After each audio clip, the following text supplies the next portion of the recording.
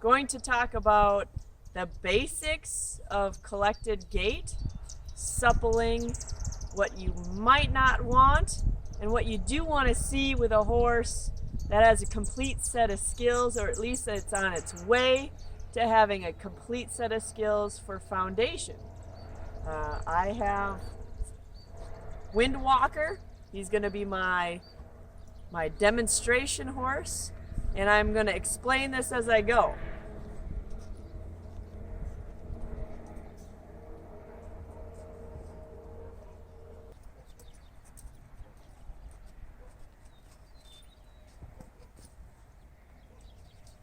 First things first, I have my horse in a snaffle bridle, I have split reins, and I have a crop. What I want my horse to be able to do is supple their head and neck right when I get on to see where their mind's at. I'm taking my hand laterally, and I am giving with each and every little movement of the horse. So he's turning that head laterally, nice and soft and ready to go. Some other lateral work that I want a horse to be able to do is disengage the hindquarters. With this, I need to ask the horse to go forward a little bit and then give with the head and neck. And this might take practice for somebody that's never done it before, because maybe the horse doesn't know how to turn its head and neck because they're too stiff. But their Windwalker disengaged that hindquarter. He stepped over behind with that inside leg crossing over the outside leg. That's really important because it'll loosen the lumbar. It'll get their feet going in a manner that's not bracing. I'm going to move them forward again. I'm going to disengage that hindquarter.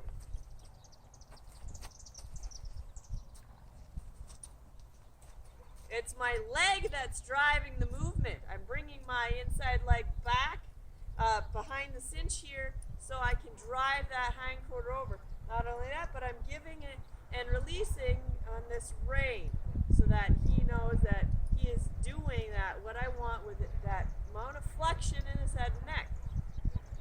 That's really important for a horse that might be stiff, bracy, bucking, or worried. This is a great exercise.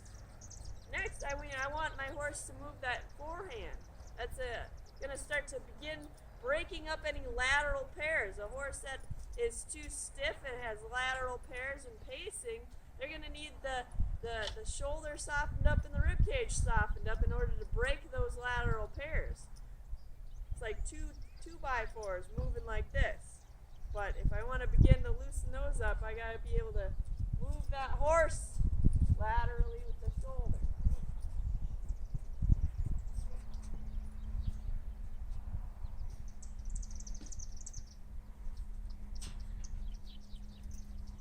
Each step I release Windwalker. Make sure that he's being released so that he knows that's what he's supposed to do. I'm just focusing on the shoulders. I'll go the other way.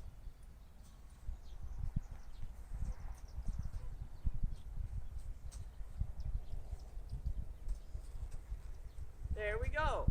Just the shoulders. My eights, I'm bringing my outside leg in at the cinch. I'm bringing a rein in on the neck, and I might even lead out with my rein to help focus the shoulder and bend that nose in the direction I want to go. Just the tip of the nose. Now with that being said, I mentioned what if I have those two pieces really, really good? I might want to show my horse that I can leg yield to further emphasize how to bend the rib cage and to get that horse from becoming bracy to becoming more supple.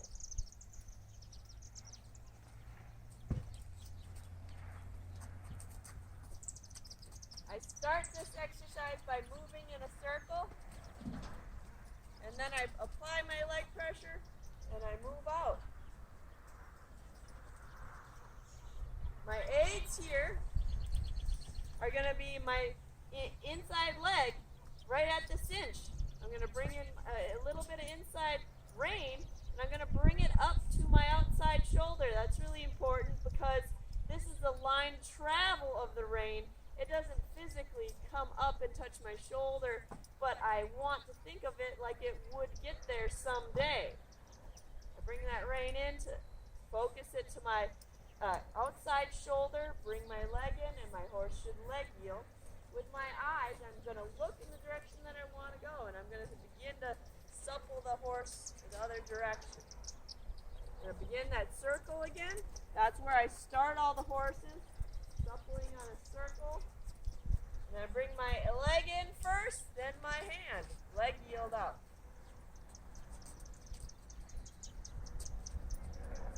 Might even bring a little bit of a helper rein in to help lead that shoulder out and lead that whole body laterally.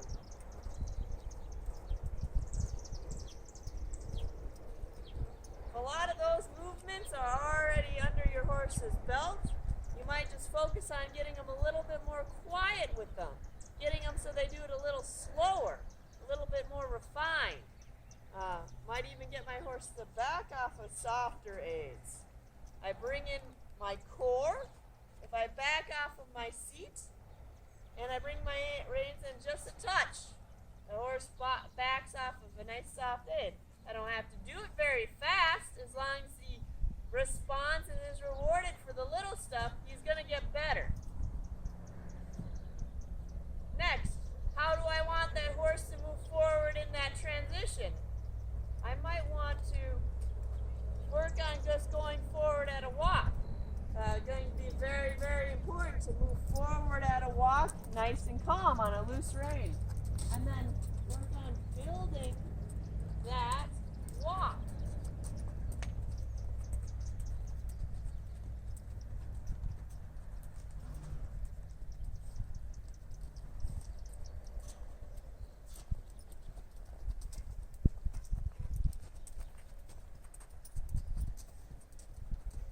Going to be important just to keep a nice low level calm collected head and build on a fast walker or faster walk than a slow walk. Any degree of transition in between that you can decipher is going to be better. That's where you want to be. And then you reward and you rest.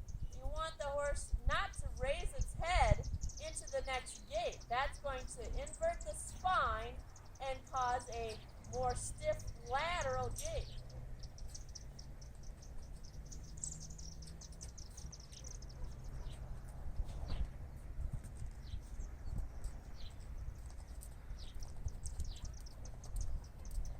As I move around here, I'm moving his body as well. I'm not just going in straight lines.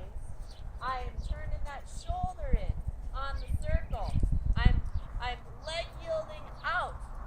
I'm moving his feet all the time, riding him every step of the way.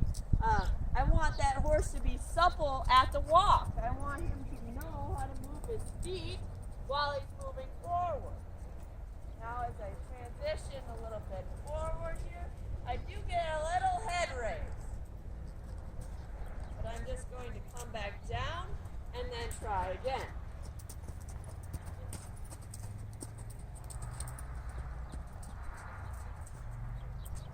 That was pretty good for this young horse. He wasn't quite gaiting for a long period of time, but I got him to go up into a transition and then come back down with a fairly consistent frame. What I mean by that is that he wasn't tossing his head up and his nose out, but more or less, he was consistent. And he didn't go very fast, and he didn't gait very long, but I stopped him right away. Let's see that again.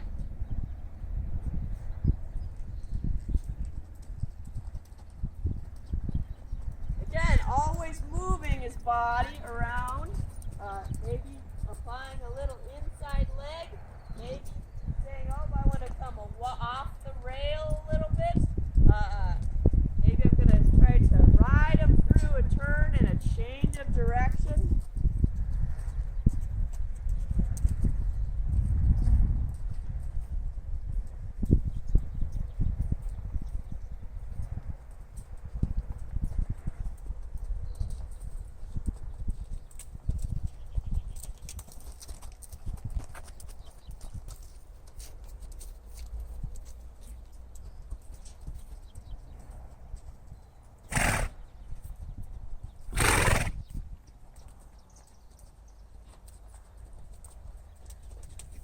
Okay, so maybe that one wasn't as good as before, but I'm going to build up from a walk all over again.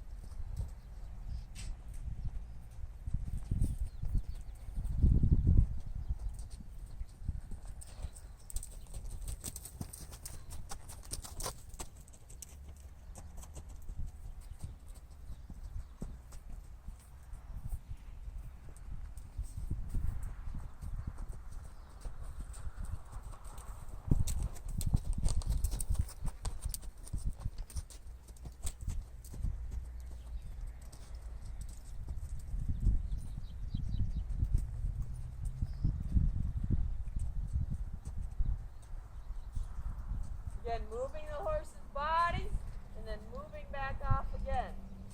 Always changing, always stopping, always retrying. Eventually, he'll get more and more consistent, just learning his balance.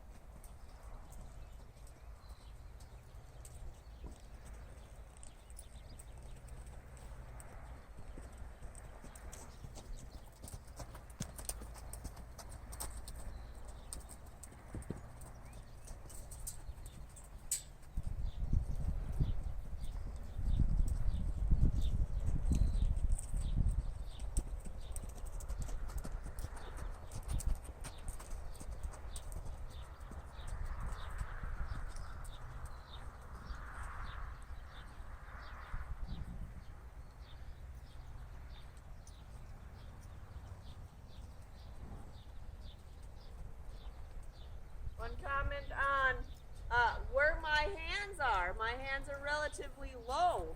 I'm communicating with that horse in a lower frame. I don't necessarily want to be having my hands pull his head up in any fashion. I want him to softly go into the bridle, so to speak, and that only begins with gaining some softness where I have him turn loose. If he knows that, then I can begin to have that same kind of softness riding forward at a walk on a circle.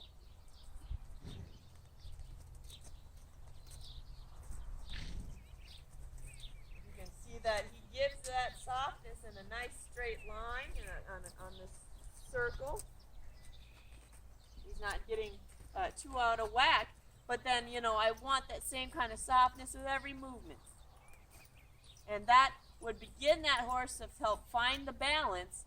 I want them to start to drive up from that hind end so that they have a nice low frame to drive and round their spine underneath your saddle, underneath your seat. Kind of like this crop would push, you would push that horse forward into a gait using your legs. And if you push and they're using that hindquarter correctly, they'll round up underneath your seat and that head will come down. You won't want to initiate the gait by pulling up. That would just invert their spine like so. That'll be enough for this video. I'm going to post it and have it available for comment. I'd like to promote this